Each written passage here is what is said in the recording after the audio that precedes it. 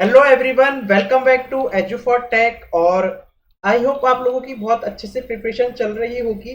तो मैंने क्या है, यहाँ पे मेरे को काफ़ी रिक्वेस्ट आ रही थी कि सर थोड़ा सा इंडस्ट्रियल के बारे में बता दीजिए कौन कौन से टॉपिक हम लोगों को पढ़ने चाहिए।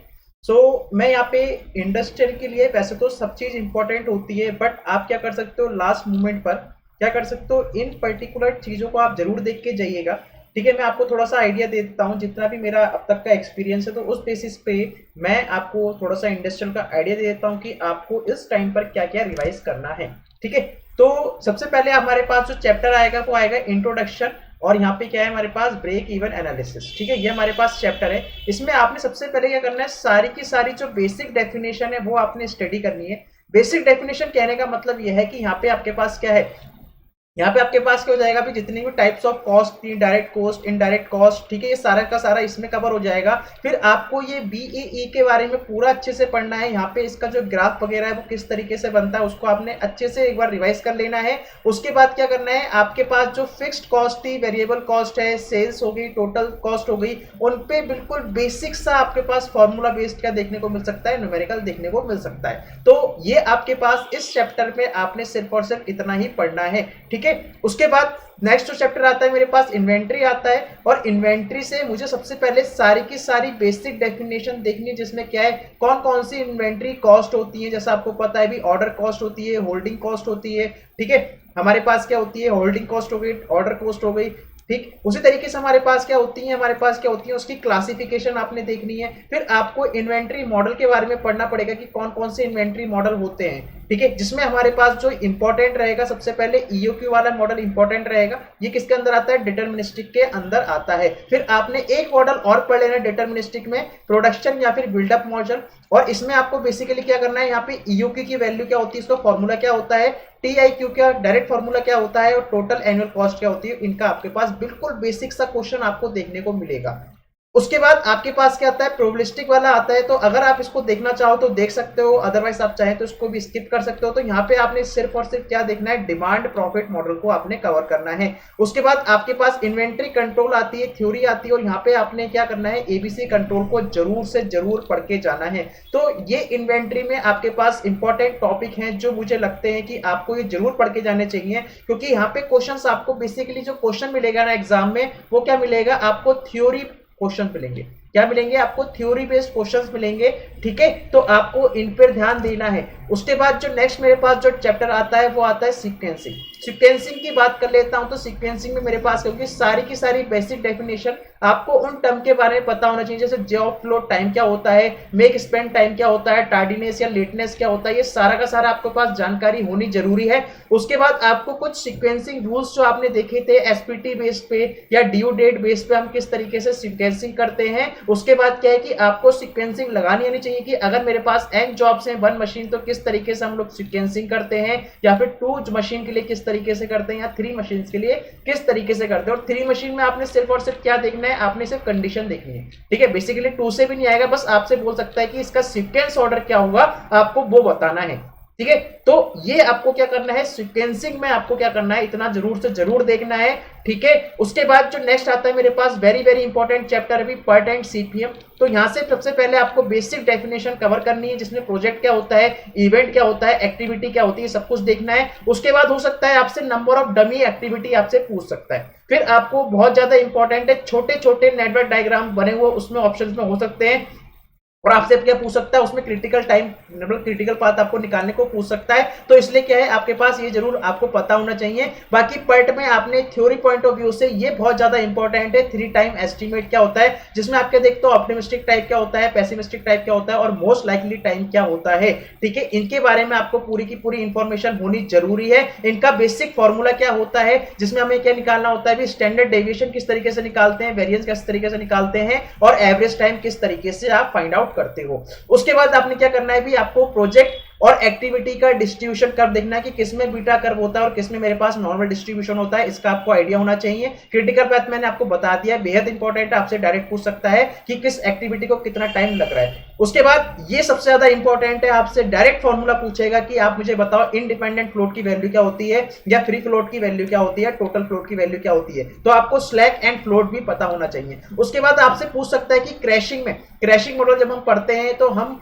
क्या चीज निकालते हैं जब हम स्लोप निकालते हैं, उसमें किस वैल्यू को उठाते हैं। सबसे पहले तो एक बिल्कुल बेसिक सा कह सकता हूं, बेसिक आपके पास थ्योरी बेस्ड, ठीक है, थ्योरी बेस्ड आपके पास क्वेश्चन आ सकता है। तो ध्यान रखना है कि आपके एग्जाम के लिए जो है इंपॉर्टेंट क्या है, आपका थ्योरी बेस्ड क्वेश्चन इंपॉर्टेंट है एज कंपेयर टू आपके न्यूमेरिकल क्वेश्चन, ठीक है। उसके बाद जो नेक्स्ट चैप्टर आता है मेरे पास आता है फोरकास्टिंग। क्या आता है मेरे पास, फोरकास्टिंग। तो फोरकास्टिंग में सबसे पहले आपने क्या देखना है, बेसिक डेफिनेशन जो भी उसके अंदर आती है। उसके बाद आपने देखना है कि कौन कौन सी फोरकास्टिंग होती है, ठीक है, क्वालिटेटिव क्वांटिटेटिव कौन कौन सी टाइप की आपके पास फोरकास्टिंग होती है। फिर यहाँ पे जो सबसे ज्यादा इंपॉर्टेंट रखता है वो रखता है भी आपका टाइम सीरीज। और टाइम सीरीज में भी आपके पास जो सिंपल क्वेश्चन में भी देखने को मिल सकता है वो मिल सकता है सिंपल मूविंग एवरेज, या हो सकता है आपके पास क्या दे दे, आपको एक्सपोनेंशियल स्मूथिंग से क्या कर दे, आपको क्वेश्चन दे सकता है। उसके बाद हो सकता है कि थ्योरी पॉइंट ऑफ व्यू से आपके पास फोरकास्ट एरर के साथ भी क्वेश्चन पूछ सकता है और उसके टाइप हो सकता है। डायरेक्ट फॉर्मूला वहां पे लिखा हुआ होगा, आपको बस ऑप्शन में क्लिक करना है कि कौन सा मेरे पास फोरकास्ट एरर कौन सी वाली है, ठीक है। ये मेरे पास फोरकास्टिंग से इतना आपको पढ़ना है। उसके बाद मेरे पास क्या आती है, बैलेंसिंग आती है, लाइन बैलेंसिंग जिसको हम लोग बोलते हैं। तो यहां से सबसे पहले आपने देखना है कि बैलेंसिंग की नीड क्या है, उसकी डेफिनेशन क्या है, क्या क्या टर्म्स उसमें आ रही है। फिर आपने देखना है कि उसमें एक इंपॉर्टेंट डेफिनेशन है बैलेंस डिले, लाइन एफिशिएंसी और नंबर ऑफ मिनिमम, कह सकता हूं minimum number of work station required. ये आपको इसमें जरूर से जरूर देखना है। तो जब आप इसको खोलोगे तो आपको पता लग जाएगा कि वहां पे कौन कौन सी डेफिनेशन देखने से, वर्क स्टेशन टाइम क्या होता है, स्टेशन टाइम क्या होता है, ठीक है, साइकिल टाइम क्या होता है, सारा का सारा किस में कवर हो जाएगा, आपके पास लाइन बैलेंसिंग में कवर हो जाएगा। उसके बाद आते हैं भी क्यूइंग थ्योरी, अपने आप में बहुत इंपॉर्टेंट चैप्टर है ये। तो क्यूइंग थ्योरी की बात करते हैं तो सारी की सारी बेसिक डेफिनेशन में क्या होता है, क्यू क्या होती है, वेटिंग लाइन क्या होती है, पॉपुलेशन क्या होती है, इनफाइनाइट पॉपुलेशन क्या होती है, ये सारा का सारा आपने किसमें पढ़ना है, इस बेसिक डेफिनेशन में देख लोगे। उसके बाद आपने क्या ध्यान रखना है कि यहाँ पे अराइवल रेट क्या होता है, सर्विस रेट क्या होता है, इंटर अराइवल रेट क्या होता है, इंटर सर्विस रेट क्या होता है। उसके पास डायरेक्ट आपके पास फॉर्मूले होते हैं। उसके बाद आपको क्या ध्यान रखना है कि यहाँ पे एवरेज नंबर ऑफ कस्टमर्स कितने होते हैं क्यू में। फिर यहाँ पे क्या आता है, लिटिल्स लॉ आता है। तो ये सारा का सारा यहाँ पे क्या है कि कह सकता हूं कि सारे के सारे जो क्वेश्चन यहाँ पे जो फ्रेम हो सकता है वो आपका क्या बन सकता है, फॉर्मूला बेस्ड क्वेश्चन फ्रेम बन सकता है। या तो आपको वो डायरेक्ट क्वेश्चन में फॉर्मूला दे देगा कि आपको बताना है कि अराइवल रेट का फॉर्मूला क्या था, या लिटिल्स लॉ के अकॉर्डिंग क्या था, हमारे पास जो वेटिंग कस्टमर थे लाइन में वो कितने थे, तो आपको वो फॉर्मूला दे देगा वहां पे डायरेक्ट, और आपको ऑप्शन पे क्लिक करना होगा। तो इस तरीके से यहाँ पे क्यूइंग थ्योरी से आपको क्वेश्चन देखने को मिल सकता है। उसके बाद जो नेक्स्ट चैप्टर आता है मेरे पास आता है वर्क स्टडी। कौन सा आता है भी, वर्क स्टडी आता है। तो वर्क स्टडी में सारी की सारी बहुत अपने आप में क्या है, पूरा का पूरा थ्योरी सब पूरा का पूरा क्या है, ये थ्योरी टॉपिक रहेगा, चैप्टर रहेगा। इसमें आपको सारी डेफिनेशन कवर करनी है, वर्क स्टडी में कौन कौन सी डेफिनेशंस होती हैं। उसके बाद आपको जानना होगा कि रिकॉर्डिंग टेक्निक्स क्या क्या होती हैं। उसमें बेसिकली आप क्या पढ़ोगे, प्रोसेस चार्ट क्या होते हैं हमारे पास, आउटलाइन प्रोसेस चार्ट क्या होते हैं। इस तरीके से आप उसको स्टडी करोगे। फिर आप देखोगे कि डायग्राम में क्या होता होगा, फ्लो डायग्राम किस तरीके से होता है, स्ट्रिंग डायग्राम किस तरीके से होता है। फिर यहाँ पे एक टर्म जो पूछता है कि गिलबर्ट क्या होता है या थर्बलिंग्स क्या होती है, तो माइक्रो मोशन स्टडी में आता है। बाकी आपको क्या देखना है भी, एक छोटा सा यहाँ पे फॉर्मूला बन सकता है कि observe time, standard time, rating factor पे बेस पे क्या हो सकता है आपके पास, छोटा सा एक न्यूमेरिकल दे सकता है या फॉर्मूला बेस दे सकता है कि स्टैंडर्ड टाइम में क्या होता है, इसमें अलाउंसेस होते हैं या नहीं होते हैं। आपके पास ये सिंपल वर्क स्टडी से बन सकता है। उसके बाद जो ये इंपॉर्टेंट चैप्टर है हमारे पास लीनियर प्रोग्रामिंग। लीनियर प्रोग्रामिंग की बात करते हैं तो सारी की सारी यहाँ पे हमें बेसिक डेफिनेशन पता होना चाहिए। हमें पता होना चाहिए कि हमारे पास जो ऑब्जेक्टिव फंक्शन है वो किस टाइप का है, मैक्सिमाइजेशन का है, मिनिमाइजेशन का है। फिर कंस्ट्रेंट की कंडीशंस क्या क्या होती है, कंस्ट्रेंट हमें पता होना चाहिए। फिर हमें क्या पता होना चाहिए कि ग्राफिकल मेथड हमको आना चाहिए कि ग्राफिकल मेथड किस तरीके से हम लोग बनाते हैं, और उसके बेसिस पे हम लोग क्या निकाल सकते हैं भी,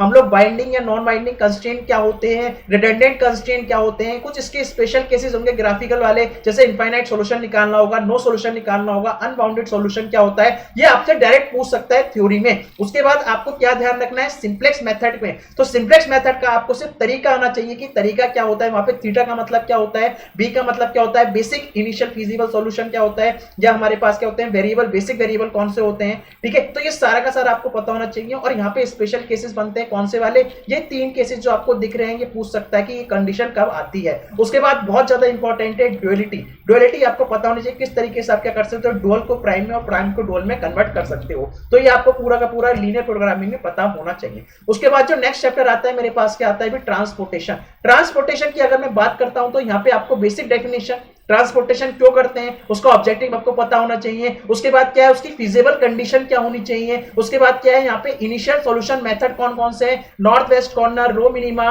column minima, LCM, Vogel explosion, मतलब आपको क्या होना चाहिए, इसका आइडिया होना चाहिए। आपसे ऑब्वियसली बात है, वहां पे बनवाने तो बैठेगा नहीं, इसको किस तरीके से सॉल्व करना होता है, बट स्टिल आपको पूछ सकता है कि ऐसे मेथड में हम लोग क्या करते हैं, नॉर्थ वेस्ट को सॉल्व करते हैं। तो हमारे पास क्या बन जाएगा, नॉर्थ वेस्ट कॉर्नर। या हमारे पास ये जो नाम लिखे हैं ये किस में आते हैं, ये आप क्या करते हैं, यहाँ पे ट्रांसपोर्टेशन का इनिशियल सॉल्यूशन निकालने में हेल्प करता है। उसके बाद क्या है, अगर फिजिबिलिटी चेक करनी है तो हम लोग क्या कर लगाते हैं, यहाँ पे मोदी मेथड लगाते हैं। तो मोदी मेथड में क्या होता है, यू और बी करके करते हैं, तो उसका बस आपको बेसिक आइडिया होना चाहिए। उसके बाद क्या है कि अगर डीजनरेसी आती है तो उसकी कंडीशन क्या होती है, ये आपको पता होना चाहिए। तो ये ट्रांसपोर्टेशन है। उसके बाद क्या आता है, नेक्स्ट आता है हमारे पास असाइनमेंट। तो असाइनमेंट में आपको सारी की सारी बेसिक डेफिनेशन होनी चाहिए, उसका ऑब्जेक्टिव फंक्शन क्या है पता होना चाहिए, फिजिबल सॉल्यूशन की कंडीशन क्या आती है वो पता होनी चाहिए, और आपको क्या पता होना चाहिए, हंगेरियन मेथड का आपको आइडिया लगना चाहिए किस तरीके से हंगेरियन मेथड होता है।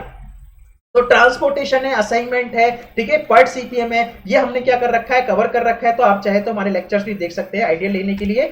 उसके बाद क्या है हमारे पास, क्या आता है, नेक्स्ट जो चैप्टर आता है वो आता है क्वालिटी कंट्रोल। तो क्वालिटी कंट्रोल में जो बेसिकली जो मुझे इंपॉर्टेंट लगा, सबसे पहले तो आपको सारी बेसिक डेफिनेशन पता होनी चाहिए। अगर डेफिनेशन नहीं क्लियर होंगी तो आपको समझ में नहीं आएगा कि आगे हो क्या रहा है। फिर क्वालिटी कॉस्ट आप देख लेना, इसमें क्या क्या होती है। उसका कंट्रोल एंड इंस्पेक्शन अपने आप में बहुत ज्यादा इंपॉर्टेंट रखता है, और ये हमारे पास क्या होती है, टाइप 1 एरर कौन सी होती है, टाइप 2 एरर कौन सी होती है। फिर आपको कंट्रोल चार्ट का आपको बेसिक आइडिया होना चाहिए, सी चार्ट क्या होता है, आर चार्ट क्या होता है, आपको बस आइडिया होना चाहिए। उसके बाद क्या है, सैंपलिंग प्लान। तो सैंपलिंग प्लान में आपके पास सिंगल सैंपलिंग प्लान हो सकता है, डबल हो सकता है, और ये अपने आप में इंपॉर्टेंट है। ऑपरेटिंग कैरेक्टरिस्टिक कर्व, जिसमें आप क्या पढ़ोगे, प्रोड्यूसर रिस्क क्या होता है, ठीक है, और जो प्रोड्यूसर है कंज्यूमर रिस्क क्या होता है, ये सारा का सारा आप किसमें देखोगे, इसमें देखोगे। तो कंट्रोल चार्ट भी अपने आप में एक इंपॉर्टेंट चैप्टर है थ्योरी पॉइंट ऑफ व्यू से।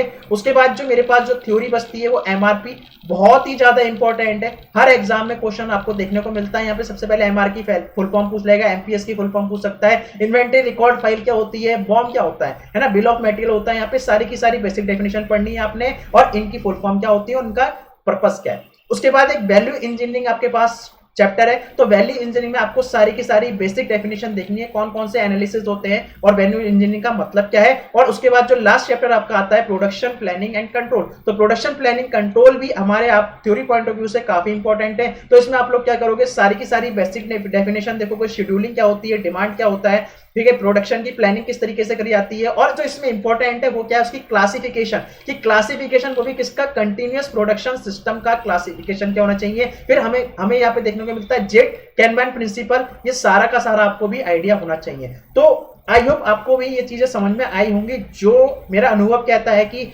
आप अगर अभी तक भी कुछ नहीं पढ़ा, अगर आप इतना भी पढ़ जाते हो तो आप इंडस्ट्रियल में बहुत अच्छा स्कोर कर सकते हो, क्योंकि मुझे नहीं लगता कि मैंने जो इंपॉर्टेंट चीजें को कुछ छोड़ी है, कोई स्किप करी है। और ये सारा का सारा एनालिसिस किस बेस पे किया है, मैंने प्रीवियस क्वेश्चन जो आए हुए हैं, जो पूछे जा रहे हैं, मैंने उसी बेसिस पे क्या किया, ये एनालिसिस आपको प्रोवाइड करा दिया है। तो आई होप आपको चीजें अगर अच्छी लगी होंगी तो आप भी शेयर जरूर कीजिएगा। और अगर आपको किसी भी सब्जेक्ट में कोई भी प्रॉब्लम है, अगर आप चाहते हो कि इस तरीके से मैं शॉर्ट में चीजों को बता सकता हूँ कि क्या इंपॉर्टेंट टॉपिक है, तो आप मुझसे पूछ सकते हैं, मैं आपको बताने में कोई झिझक नहीं करूंगा। ठीक है, तो इसी तरीके से हमारे साथ जुड़े रहिएगा, अपना प्यार देते रहिए, सपोर्ट करते रहिए, चैनल को शेयर करना ना भूलें, लाइक करना ना भूलें। So thank you.